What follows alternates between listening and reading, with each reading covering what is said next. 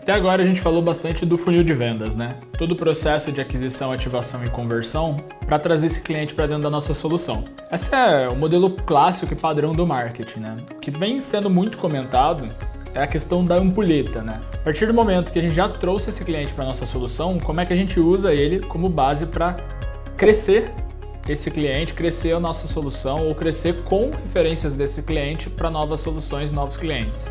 Então a gente deixa de trabalhar um processo só de funil, né? Que a gente começa com muitas pessoas como leads, mais frios e algumas convertem, para após essa conversão a gente usar também essa base para expandir o nosso negócio. Naquele modelo de intervenções que a gente tinha falado, onde tem a conscientização, educação e a seleção, né, onde a pessoa fica feliz, fala, uau, essa é a solução que eu preciso. Após essa venda acontecer, isso segue para um processo de onboarding, onde tem esse boom, né, de a pessoa entender que funciona como prometido, ela vai ficar feliz, vai usar mais e vai ter o impacto alcançado. E aí ela vai falar, nossa, eu preciso então compartilhar isso, referenciar isso para outras pessoas. O onboarding basicamente significa fazer o cliente conseguir usar a nossa solução tão bem quanto a gente. Ele tem que conseguir usar todas as funcionalidades, executar todas as coisas que ele consegue ou precisa usar na nossa solução com muita qualidade. Se ele não consegue usar a nossa solução e não consegue resolver o problema dele de fato, esse cliente pode acabar saindo da nossa solução, que é um grande problema, porque a gente já teve todo esse gasto para trazer ele e a gente vai perder ele depois de já ter conquistado. Então é fundamental que a gente entenda se é necessário e quão necessário é esse contato muito próximo, o que de fato a gente tem que fazer nesse processo pós-venda para garantir que o cliente consiga usar da melhor forma a nossa solução. Isso seja uma solução B2B, né, uma ferramenta para negócios, seja uma solução B2C. Porque mesmo que o nosso cliente vai usar um aplicativo, ok, eu não vou ligar para ele e perguntar se ele está conseguindo usar da melhor forma. Mas eu consigo colocar talvez algumas dicas no meu aplicativo para ele conseguir usar as funcionalidades da melhor forma. Isso também se trata de um processo de onboarding do meu cliente. Para garantir que ele use a nossa solução por um longo período de tempo e use sempre, né, essa retenção aconteça, a gente pode fazer algumas ações. A gente pode, após esse processo de onboarding, continuar à disposição para ensinar ele, gerando cada vez mais barreiras à saída da nossa solução, porque ele vai estar muito consciente de como usar a nossa ferramenta, o nosso produto, o que for. A gente pode e deve ter um canal disponível para atendimento, coletar sempre feedbacks, escutar esses feedbacks inclusive para fazer a melhoria do nosso produto. No final do dia, quanto mais valor a pessoa estiver extraindo das nossas soluções, mais difícil é dela sair e mais fácil é dela continuar usando e ter essa retenção ao longo do tempo no nosso produto. Então essa melhoria contínua, melhorar o UX, a interatividade da nossa solução, né? Evitar bugs, evitar problemas, entrando junto do nosso pipe de desenvolvimento de produtos. Lembra que essas duas coisas estão correndo em paralelo. A gente está testando aqui as melhores formas de reter esse cliente, enquanto a gente também está refinando o nosso produto. Com isso, a gente consegue, inclusive, adequar características e funcionalidades do nosso produto, como mensagens recorrentes ou disparos automáticos para o nosso cliente, após uma ação que ele fez ou após alguma atividade ter acontecido. Novamente, né, a gente está num pipe duplo aqui, né, de desenvolvimento do negócio. Depois que a gente já fez o PSF, já validou que o produto é adequado, a gente começa a otimizar essa operação do produto enquanto a gente desenvolve um modelo de negócio e um processo de aquisição de clientes. Se essas informações que a gente está coletando com o cliente demandam alguma adequação do nosso produto, isso vai para o roadmap de desenvolvimento do produto também, né? Porque isso está acontecendo ao mesmo tempo. E a startup ela sempre vai ser assim, né? A gente sempre vai estar com diversas atividades acontecendo ao mesmo tempo, mesmo que a gente precise focar em alguma coisa para validar naquele momento. Então, esse processo, na verdade, que a gente trouxe para vocês, desde lá da ideia até o Market Fit, e inclusive depois disso, ele mostra qual que é o objetivo e o foco de validação. Mas a startup ela vai estar executando as operações que ela precisa executar enquanto ela está validando um objetivo core.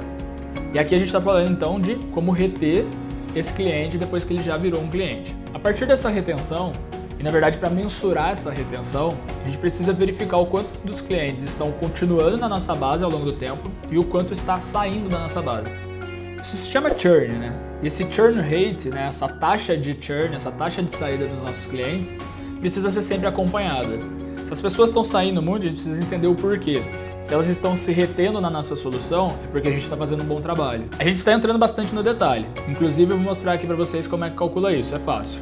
Se a gente tem 120 clientes que saíram da nossa solução nesse mês, e nesse mês a gente começou o período com 4.000 clientes, é só a gente dividir o quanto de clientes que saiu pelo quanto de clientes que a gente tinha no início do mês.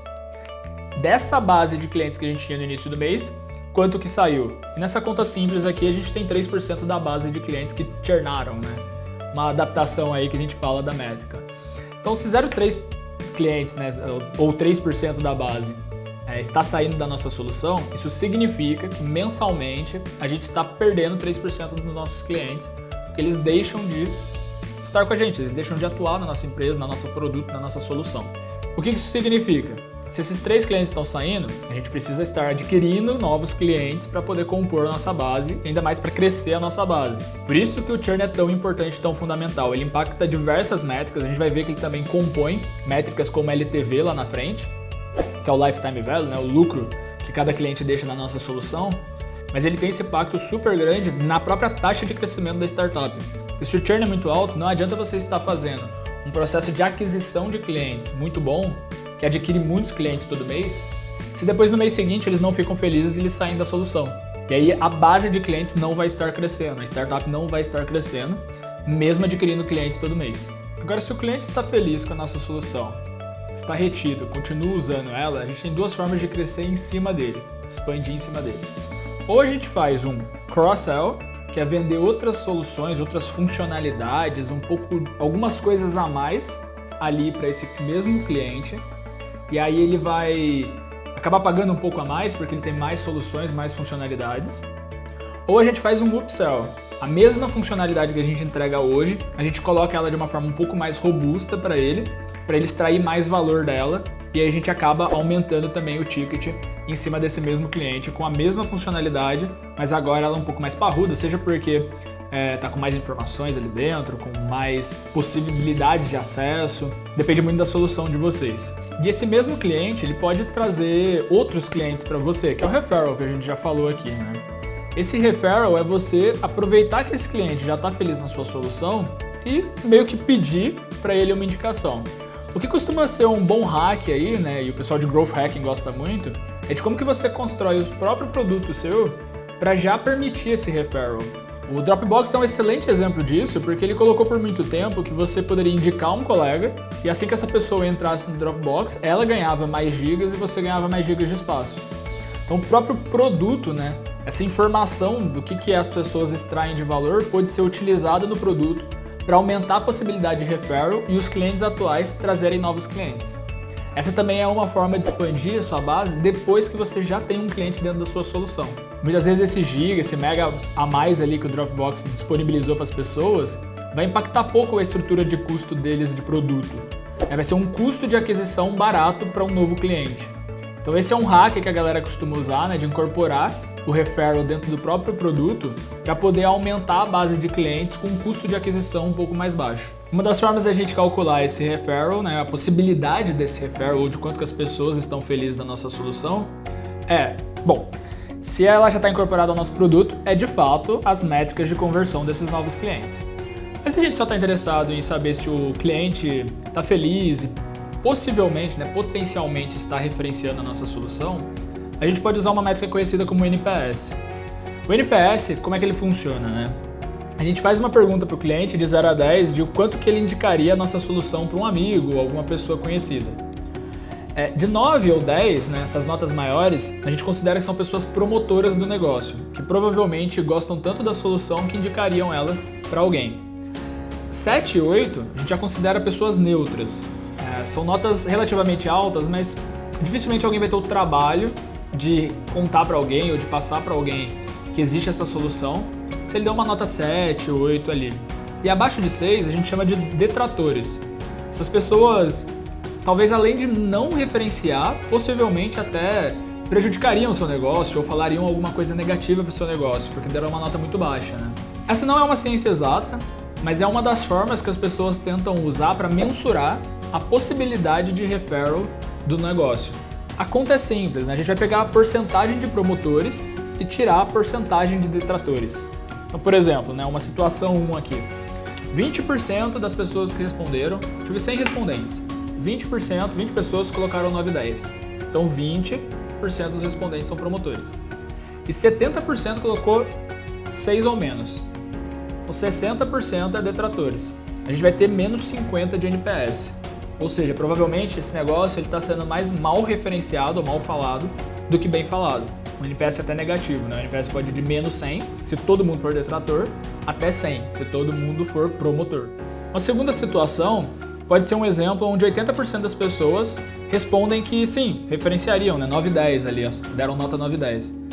Essas 80%, tirada de, vamos supor, 10% só de detratores, daria um NPS de 70, que é um NPS bem alto, positivo, e normalmente acima de 50 a gente já entende que é um NPS que tende a ter um potencial de referral um pouco mais interessante.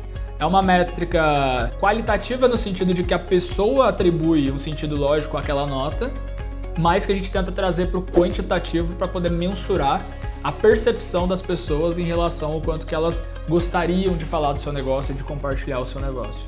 Com isso, a gente encerra todo o bloco de possibilidades de aquisição, ativação e vendas, né? Todos os testes que a gente poderia fazer, a gente já fez até aqui. Inclusive, a gente aprofundou um pouco mais, né? Toda essa parte de Customer Success, a gente entende que vocês vão provavelmente trabalhar com mais afinco depois do Market Fit. Mas é super interessante discutir isso porque a gente já consegue tirar insights dos clientes quando a gente está testando essas formas de fazer um onboarding, de fazer um referral. E isso pode ser, inclusive, parte da estratégia de aquisição de clientes que a gente está testando. Mas com isso a gente fecha esse bloco de testar estratégias de aquisição. Lembra que eu falei? Lá atrás, quando a gente está testando o produto, o MVP, a gente está vendendo do jeito que dá. Agora, nesse bloco de testar estratégias de aquisição, a gente vendeu de uma forma mais pragmática, mais organizada, porque a gente estava testando de fato as nossas estratégias. A partir daqui, a gente vai para mercado, por isso que chama Go-to-Market, de uma forma um pouco mais agressiva. A gente já estava vendendo, lógico, mas para poder trazer clientes de forma recorrente. Essa é a diferença entre esses três momentos, né? No primeiro momento eu trouxe quem eu poderia trazer para testar meu produto. Aqui nos testes de estratégia eu trouxe de acordo com vários perfis de aquisição, ativação que eu quis testar, várias estratégias diferentes. E agora eu vou selecionar estratégias que pareceram dar mais certo, que eu tenho melhores indicadores, vou priorizar alguma delas como estratégia foco e vou para o mercado fazer meu go-to-market para trazer clientes de forma recorrente e comprovar financeiramente que aquela estratégia para de pé com o meu modelo de negócio no mercado.